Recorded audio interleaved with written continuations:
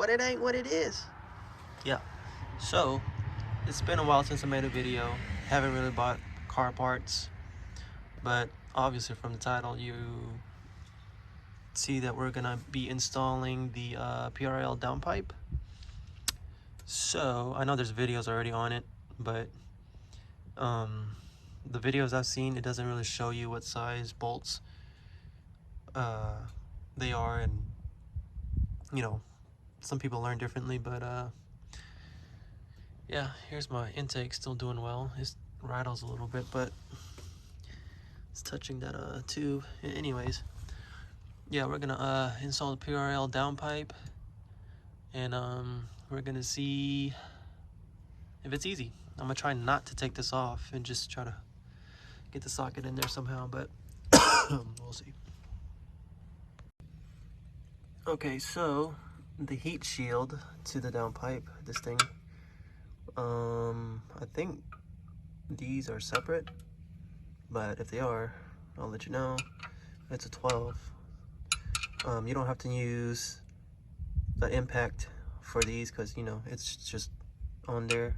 It's not really like takes heat like that on metal, so it's easy to break it loose without stripping it. So, but the actual bolts, I gotta see under it to get to it.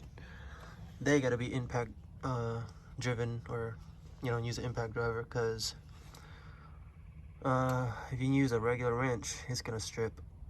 Unfortunately, it happened to one of the guys I talked to. So yep.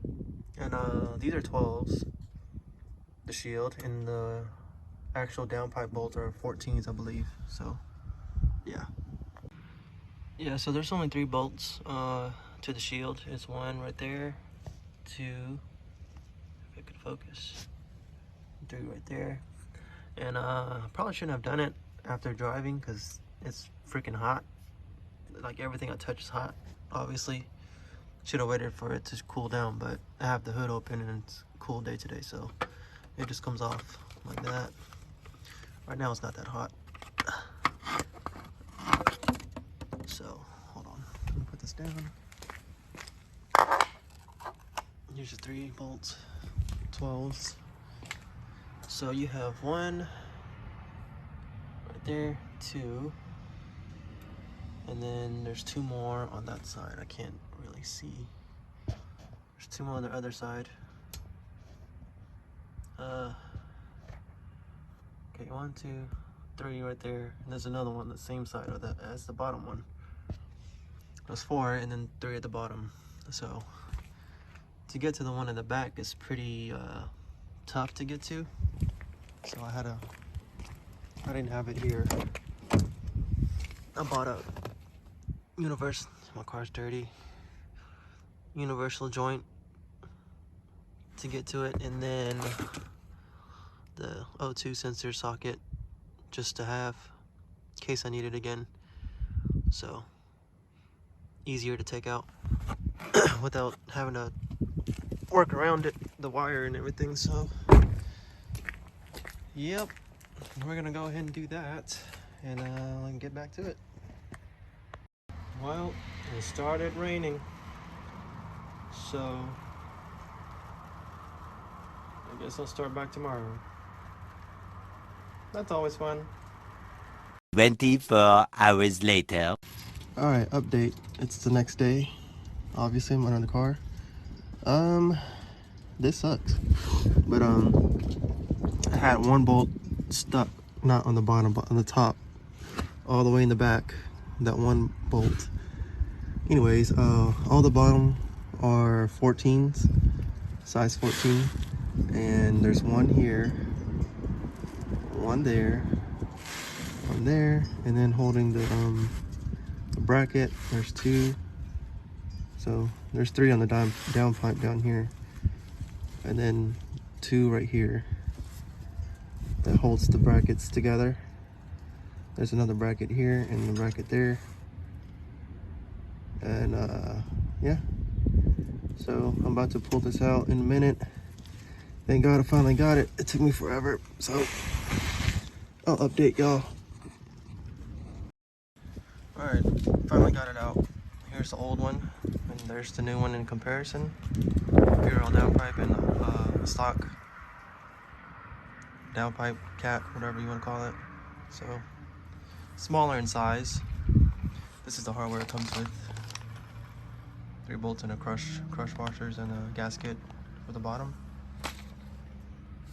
So, I think that's for the bottom. I think that's the top actually. Let me see. I think it's the, I don't know. Let me see. I have a gasket up here. Might be for the top. I'll figure it out when I get there. So yeah. Alright, so that was the install. When I first initially started it up, I didn't record it, but I had Christmas tree lights, which is, you know, all the lights came up on the dash. And I was like, oh man, I hope it doesn't stay like that forever. So I realized I didn't plug in my MAF sensor back in. Plug it in, well, yeah, I didn't plug it in, so it had a weird startup. Like, it wouldn't be revved up all the way. Like, it'll just go like it was weird startup. And I was like, what? Why is it doing that? That sounds weird. But it was my MAF sensor, and so make sure, you know, you plug in your MAF sensor. And then all the lights were still on, so I just had to plug my K tuner into the computer and disable the O2 sensor. The other sensor was pretty much like 4 things. One of them was a VSA just to do it, and I think that was all. And then after that, I reflashed it so it could save the tune. I don't know if you had to reflash it, but I did it anyways. And after that, the lights weren't there anymore. So yeah, so here's a video clips that I took of the car with the downpipe on, and I will catch you on the next install whenever that would be. All right, peace.